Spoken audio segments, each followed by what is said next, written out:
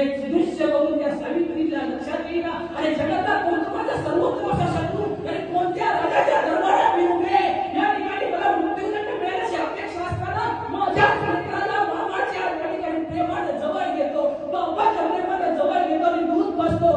त्यावेळेस सावित्रीला सांगितलं, अरे मी कोणतं पाप करत निघालेलो आहे, या ठिकाणी मला माहिती नव्हतं. लक्षात घ्या, या बाळासाठी वेगळं त्या ठिकाणी जमिनीचा त्यांनी बंदोबस्त केला, त्याच्या दुधाची भाताची राजाने सोय केली आणि सावित्रीला सन्मानाने घरी पाठवलं. आणि या सावित्रीच्या मनामध्ये चित्र इतकं जबरदस्त असं फिट झालं होतं. त्यावेळेस ते आपल्या यादवगड राज्यामध्ये गेली. त्यावेळेस त्या ठिकाणी महादेवाच्या मंदिराच्या बाहेर तिने एक शिल्प घडवून घेतलं. एका शिल्पामध्ये बाळ शिवाजी महाराज घोड्यावरती उभे आहेत, तर दुसऱ्या त्या शिल्पाच्या खाली दुसऱ्या शिल्पामध्ये आपल्या बाळाला मांडीवर नेऊन वाटीनं चमच्यानं दूध पाजलं जाते.